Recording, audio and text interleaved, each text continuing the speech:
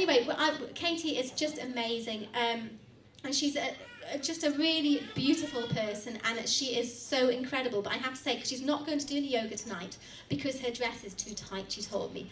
But she was doing it at a festival, and I was blown away. She has worked so hard at this yoga, so this is a fantastic story. But I am going to pass over, first of all, to Andy to say what he would like to say about her. Okay. Thank you, Jackie. Katy is a little bit on the short side, so if you're standing at the back, you may need to stand to see her. But there's nothing small about this person. Nothing small. Her determination, I think, will shine when you hear her words. I asked Katy when she came to Oxford about the food she wanted to eat. I didn't want to cause any problems about the food she wanted to eat. I said to her, "Do you want a date?" She'd never had a date. How many people here have eaten date? Stick your hands up in the air. Nearly everybody. Right. That may well just set the scene for what you're about to hear. So I'm going to hand over now to Kate. If you can't hear at the back, I know it's a warm night, it's beautiful, we might just close those back two doors just to help to keep the traffic noise away, if that's okay with everybody. All right? Katy.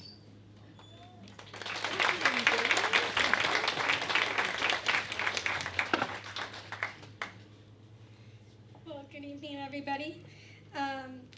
First of all, I just want to say how absolutely excited I am to be here tonight. I have been looking forward to this trip for over like 6 months, and been counting down the days every day. Thank you so much, Jackie, for hosting this event and for putting all this together.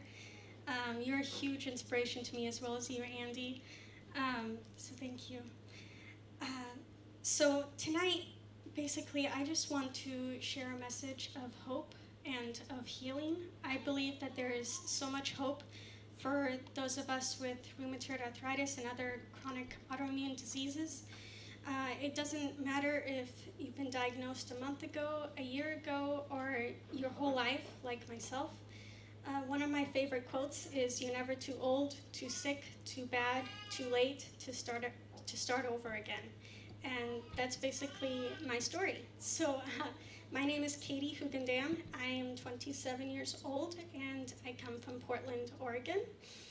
At 10 months old, I showed the first signs of juvenile rheumatoid arthritis, and before my first birthday, I was diagnosed with this destructive and debilitating autoimmune disease.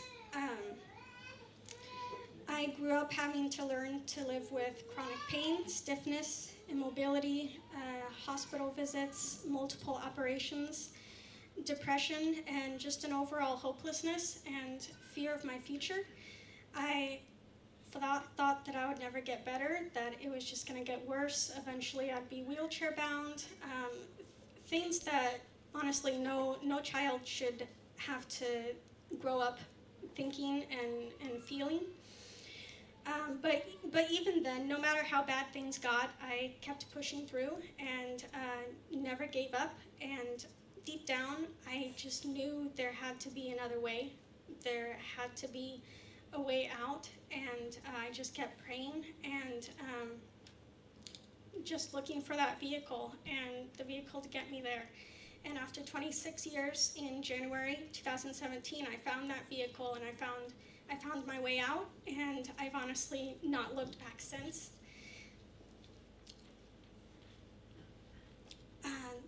So I grew up in a very healthy family, and when I was born, they told my parents I was healthy. My mom breastfed me, and when I was able to eat solid foods, most of it consisted of homemade cooked meals and fruits and veggies. At 5 months old, though, I got chickenpox, which is a fairly young age to get that. And at 10 months, my mom woke me up one morning, and my both feet were completely swollen, so bad that she couldn't even get my shoes on my feet. I stopped crawling, I stopped moving, and when they lifted my legs up to change my diaper, I cried out in pain. So my parents knew something wasn't right, and so they were pretty scared, and they took me to different doctors at the hospital trying to figure out what was wrong. And at first they thought that my leg was broken, so they put a cast on my leg, and that did absolutely nothing. They thought of child abuse, but that was quickly ruled out as well. So it took about a whole month before they finally figured out I had JRA. And the doctors told my parents that I would have this rest of my life, that I'd be on meds my whole life, and that I'd be in pain. But they said that I could most probably look forward to remission in my 20s. And I'm not sure how they figured that out, but that's what they told them. They put me immediately on prednisone and baby aspirin and Planquil. But even then, those drugs did not control my symptoms. The arthritis just raged through my little body.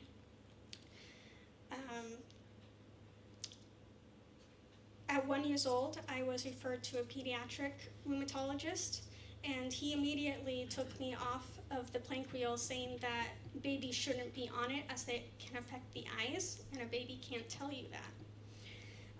At 5 years, he put me on methotrexate, which I took for a total of 12 years. It's a previously known as a cancer drug.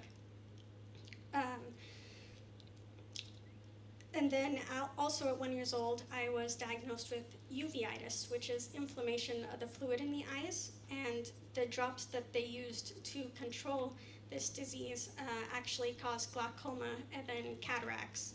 So throughout my life, I've had both of my corneas replaced, and I've had a total of 12 surgeries, 9 of those my eyes, 2 of them my ears, and just recently a total knee replacement just in March this year.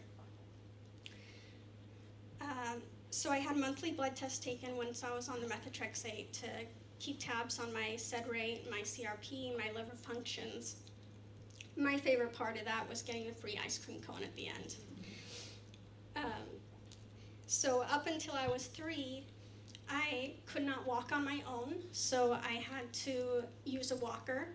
And even in kindergarten and preschool, I still had to have my walker nearby in case for long distance walking, which for me long distance was not very far at all. For years I went to physical therapy 3 to 4 times a week, and they put different leg braces on me, ankle braces, wrist braces to keep my joints straight.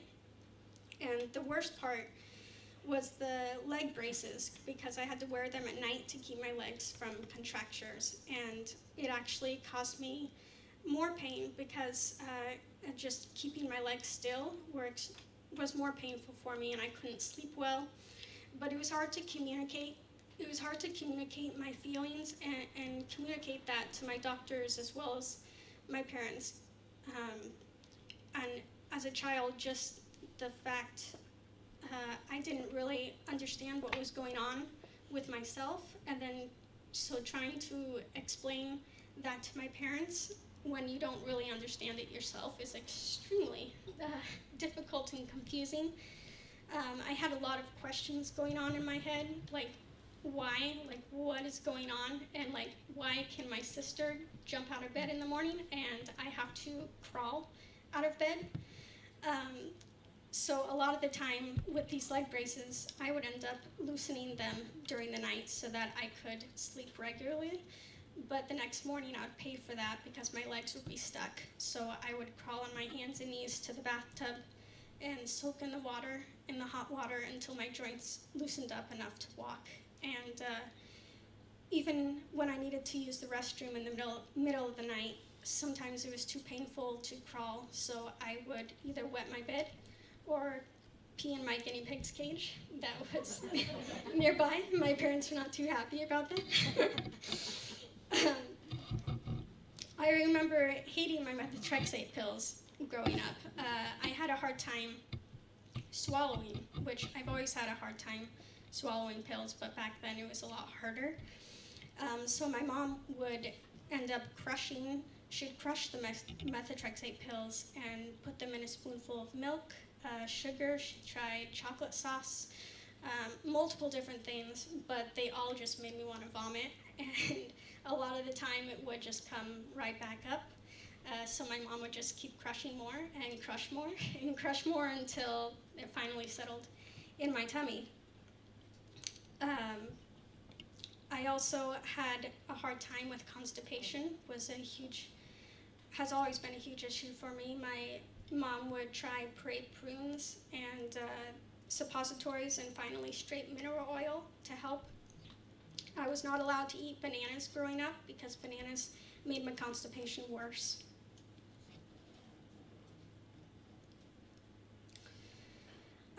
Kindergarten and preschool, I don't have too many memories of that. I do remember feeling small and like everybody else just towered above me. I remember one time there was a race around the track with all the other schoolmates, and I remember enjoying running, but afterwards limping really, really bad. And my teacher at the end, she handed out these t-shirts, and so it fit everybody else except for little me. My t-shirt went down past my knees, and all the other kids laughed at me and teased me about it, and I remember feeling ashamed and feeling like I wanted to hide from everybody. Another time I felt different at school was taking the school bus. At the beginning, I would take it with my sister, who was 2 years older than me. But even after a while, just taking the first step onto the school bus was too hard. So my parents got a handicapped, called a short bus, to come directly to my door and pick me up and take me to school. And even though that was easier for me, I felt very lonely because I had the very two friends that I had in kindergarten, I could no longer ride the bus with. So I felt very alone. I also, during kindergarten, I had speech therapy each week to focus on articulation and language, which I guess is not uncommon for children who have a lack of immobility at a young age, as exploring their world is limited when developing associations of objects and firsthand experience. I ended up repeating kindergarten because of my lack of general development, as well as I was just behind. After that, my parents took me, as well as my older sister Ashley, out and homeschooled us. I was homeschooled up to 10th grade and then finished out to graduation at a private Christian school. Being homeschooled was a blessing, as I was able to move around and sit down and stand up whenever I wanted to. Most of my social life was at church, but even then I spent most of my time with my sisters or with my parents, and stayed with my sisters. Imaginary friends were huge, and also talking to God was also my only friend. Exercise and sports was extremely difficult as well. I would sit on the sidelines watching my sister's soccer games and swimming lessons and stuff, fully believing that I would probably never be able to do any of that. When I was 12, my mom put me in a ballet class for a year, but it became too stiff. My feet were way too stiff, and it was very painful and hard. And then I also tried swimming, but I was also too stiff. My arms and my shoulders and my feet were too hard for that. I enjoyed just playing in the water as long as my feet were touching the floor. So while my sisters were out playing with friends and such, I was by myself playing outside in the yard, making mud soup and eating it, riding my bike on good days, and playing with my imaginary friends and watching movies.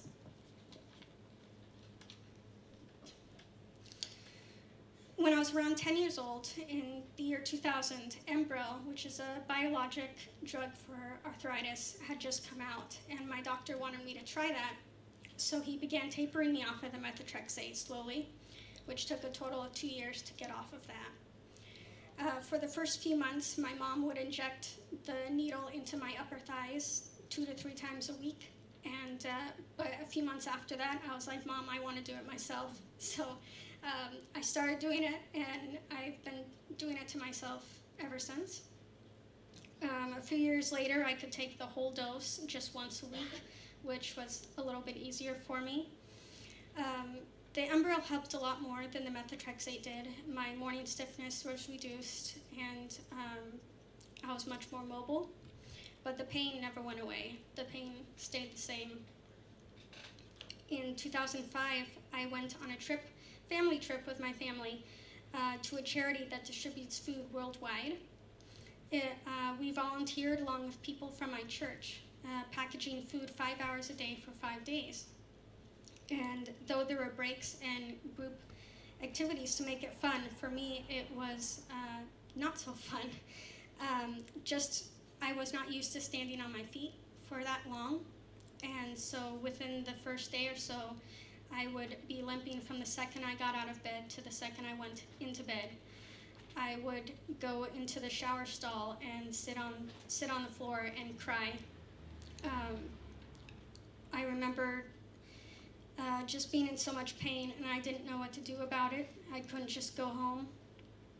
I was in really misery. I was too embarrassed to tell anyone how I was feeling.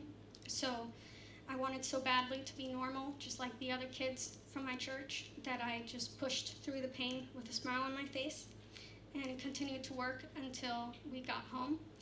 During that week, I felt lonely, depressed, and angry at myself, and fatigued. It was the worst pain that I remember feeling so far. In 2008, my junior year, my parents and I decided to enroll me in a private Christian school nearby our house. At first, I was very nervous, as it had been years since I had been in that type of environment. But it turned out to be a great experience, and met many new friends that were accepting of me and invited me out to movies and trips to the mall and sleepovers, things that I had never done before outside of the family. I was very successful there and graduated in 2010. Growing up, I had assumed that I was never going to be able to work at a job, so I never really thought about what career I wanted or anything like that. But with the encouragement of my family and friends, I started going to a local community college and started out as a part-time dietary aide at a retirement home, which soon turned into full-time. My job was similar to a waitress, but for the elderly. And this turned out to be just like that charity event all over again. Halfway through my shifts, I would start to limp. When my coworkers weren't watching me, I would grab onto the walls to help take the weight off of my feet. I would often take my breaks in the bathroom and sit on the floor and cry. But then again, I didn't. Most of my coworkers were very nice, and when I told them about that I had RA and stuff, but there were a few coworkers that of course were not so nice.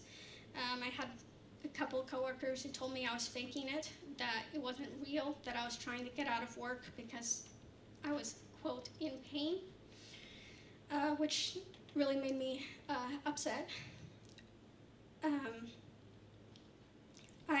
During this time, my mother wanted me to try some naturopath doctors, as she thought that a change in diet and supplements might help. But all they ever did was give me 100 different supplements, and then my diets would change from one doctor to the next to the next. None of them suggested any type of plant-based diet. Cheating was very easy for me because I felt no difference in any of my RA symptoms. So for the next 3 years or so, I suffered through my work day after day. But it got so bad that I pleaded with my doctor to give me something for the pain because I couldn't take it. So he started me on hydrocodone, which is Vicodin, a very high painkiller. He started me out at just 2 pills a day, one at a time, but which helped numb the pain a little bit. But after about 6 months, my body got used to it, so I had to keep upping the dose up until about 2016. I was taking roughly 4+ pills a day just to get by, and sometimes at the most about 8 pills. This greatly affected my constipation to where I was going once a week, maybe. This is also when my depression and even suicidal thoughts began expanding and getting stronger as the years went on. In 2016, I decided that I would try one last naturopath doctor to see if anything would change. I got a little help with my bowel movements, but that was about it. So I got very depressed about that as well, so I said F it and went back to my regular diet, which was highly processed, sweet, fatty foods. My family started to worry about me. My associations also turned quite shallow and dark in 2016. One of my closest friends and coworker at the time, I spent most of my time with him, and he suffered from heavy depression, anxiety, and suicide. He basically hated everybody in general, but I had convinced myself that I was the better influence on him. But in the end, he was influencing me, and not in the good way. The more he drank, the more I drank. The more he secluded himself from the world, the more I secluded myself. I began to drink every day after getting home from work to try and drink the pain away. Oftentimes, I would mix my painkillers with the alcohol, which is you're not supposed to do. But I would do it and pass out in my room every night. I had another friend at the time who verbally and emotionally abused me for over a year. And I put up with it, convincing myself that I deserved it and I deserved to be treated like that. And I narrowly escaped being taken advantage of one night when I was drunk with this person who called me his friend, I had no idea just how fast and I was going down a downward spiral. Up until New Year's Day 2017, I cried out to God and said, something needs to change. I can't go on. I was on the verge of giving up entirely. I found no joy in life, nothing to look forward to. Every day was filled with pain and suffering, and it was consuming me. Within the next few weeks, I came across a video of Clint Pattison sharing his story and how he was able to reverse his symptoms naturally. And one night, a couple nights later, I was laying in bed crying from work in pain, and I watched his entire video, and I got so excited. And I began binge watching all of his podcasts and all the success stories on YouTube, and stayed up till about 6 a.m. watching them. And I finally decided, yes, I'm going to start this. And I no longer cared about how long it'd take, what I'd have to do, how long I'd have to take it, or the sacrifices I'd have to make. I saw the results that Clint had made for himself and the lifestyle he had, and I wanted it so desperately that I was willing to do anything to get there as well. So the next day was my day one, my first day. Clint soon became my top hero, inspiration, and role model as someone that I respect. And he was willing to take his time and energy to help give me the quality of life that I've dreamed of but never thought possible. And that is of having a pain-free, drug-free, and back to maximum energy life. He understood my pain and my suffering, my heartaches, and for me, that's the first time that anyone has that I've ever met. And it meant so much to me and was so rare and so special. So changing my diet from the most junkiest, unhealthy foods to a low-fat, no oils, plant-based foods was not easy at first. The first couple days I was actually vomiting up the greens. My body was rejecting it. But I was beginning to see positive, fast results. And as each day passed, my hope grew and my happiness continued to grow stronger and stronger. I changed my associations. I cut off my toxic relationships, replacing them with Clint and my new friends on the Pattison online forum. My second day on the program, I woke up to significantly lowered pain levels. So going from 8, 9, 10 level pain to 4, 3, 2 pain levels, which is unheard of. Increased pain levels, no morning stiffness, and an overall lightness to myself. On the third day, my right arm began to straighten out, something that no drugs could ever accomplish. On the fifth day, I was able to clip my toenails for the first time without a sweat, which for most people that seems like a very small thing, but for me that was huge. Bruises, I've always had huge unexplained bruises up and down my legs, but after starting the program, I have had no bruises. A couple weeks after starting the program, Clint and the others had been encouraging me to start Bikram hot yoga. And it was hard for me to start it because my whole life I've always thought of people who do yoga as weird people. And I thought of myself as too high, like that's not for me. But I did start it, and my first class, I limped into my class, and it was painful, my first class. A lot of the poses were very difficult. And I looked at everybody else in front of me, and they with their beautiful poses, and just looked at myself and was like, how can I do this? But when I walked out, I felt amazing, and I couldn't really explain it. It was a kind of an unexplainable feeling. So I was like, well, I gotta come back. I gotta go back. So within the next month of going 6 to 7 days a week, I started noticing little changes like increased mobility and range of motion in my arms, my legs, my feet, my spine, basically everywhere, and my pain levels continuing to go down and staying down. I kept going back every day, and the teachers and the students, other students there, have been so supportive and understanding, caring, and loving since day one. They even held a fundraiser for me later on. The students, I would stand there in front of the mirror and think to myself, one day I'll be able to do that just like him or just like her.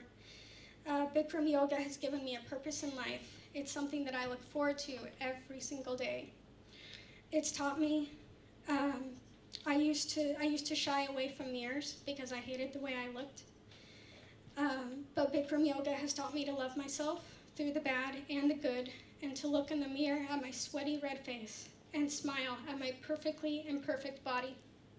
It's built up my confidence and my self-worth. It's taught me to listen to my body, to pay attention to it, and to learn from it. I've laughed during class, and I've shed many tears during class. And most importantly, this practice, combined with my plant-based diet, is healing my body from the inside out.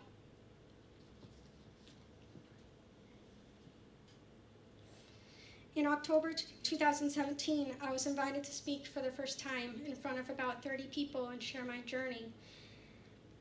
October was also the month when Vicodin was no longer needed, as my pain levels were consistently so low. This was my very first goal that I set on the Pattison program, was that I wanted to get off my Vicodin. And not even a year later, that goal was accomplished. Starting November 2017, I started getting increased pain in my right knee and slowly noticing less range of motion, even though I was still going to yoga every day. My CRP was beginning to elevate as well, so I knew something was not right. And my first thinking was bone on bone. After getting an x-ray done, it showed one of the worst bone-on-bone cases my doctors had ever seen. They believed that the pain that I was getting was something, it was hanging by a small little thread and something snapped, and that's why the pain was increasing. They told me that the surgery could be any time, but I decided to hold off until I had competed in the yoga competition that I had been practicing for most of the year. So for the next month or two, I kept going through the extreme pain in my knee until the yoga competition. So in March, I competed in the USA Yoga competition for the first time in San Jose, California, with several of my yogi friends. This was a huge experience for me, and I loved every second of it. I met so many inspiring teachers and fellow yogi competitors. One teacher actually, afterwards, he came up to me and asked me if he could take a selfie with me. And I was so overwhelmed about it that afterwards I went outside and I cried, because just from all the love and support that I got that weekend. My score was low, but that was not the reason that I competed. Just the fact that I was able to stand up there on stage in front of hundreds of people and the judges, and to show how much I've improved, and show myself and show my heart out there was an accomplishment enough. I also wanted to inspire other people with chronic illnesses, such as rheumatoid arthritis, that they can do anything. As Walt Disney once said, if you can dream it, you can do it. 1 week after my yoga competition, I had the total knee replacement at the end of March. My knee surgeon told me that during surgery, he could press his thumb into my bone, and it was squishy. He said it was so bad, and he said that it's from all the drugs that I was on as a baby, just deteriorated my knee, as well as the arthritis itself. It was an excruciatingly painful experience, especially the first 3 weeks of recovery, but it was a different kind of pain. It was the kind of pain that I knew would go away, and once it did, my life would be better. I could not have gone through this without all the love and support and guidance from Clint, as well as the love and support from my friends and my family and my yoga friends. I went to physical therapy twice a week to gain flexion and extension in the joint, as well as strength and endurance. During this time, I felt muscles in my leg that I'd never felt before. At my 3-month therapy appointment, my knee went from a negative 12 degrees to 0 degrees, which is completely straight, and from a 90-degree bend to a 122-degree bend, and even more as I'm still healing and I'm still trying to gain more, which is amazing. I've never been able to bend it past 90 degrees my whole life. I was back to yoga in no time, relearning how my new knee works in connection to the rest of my body, and gaining more strength, endurance, and flexibility through the additional help of some yin yoga and hot Pilates a couple times a week. Starting this month, I've taken about over 500 yoga classes in a year and a half. So now it's been about a year and a half since I changed my associations, switched to a plant-based whole foods diet, and started exercising, and I have never felt more energized in my life, and I'm feeling stronger every single day. Sure, there are off days when I'm tempted to cheat just a tiny bit, especially when I'm out with friends and family who eat the way I used to, but the price is too high to pay if I cheat, and I'm not willing to pay that. The foods that I ate before were making me worse and sicker, and now I'm proud of what I eat, and I'm thriving. I've changed my thinking from I can't eat that to I don't want to eat that, and in yoga from I can't do that to I can and I will do that. Through the Pattison program and going plant-based, I've gotten off my painkillers, and starting this month, I've started the process of tapering off my Enbrel injections with my rheumatologist and Clint Pattison's support. I've got my hope back, and I've got my future back, a pain-free, drug-free, and full of energy future, and I could not be more excited. Thank you.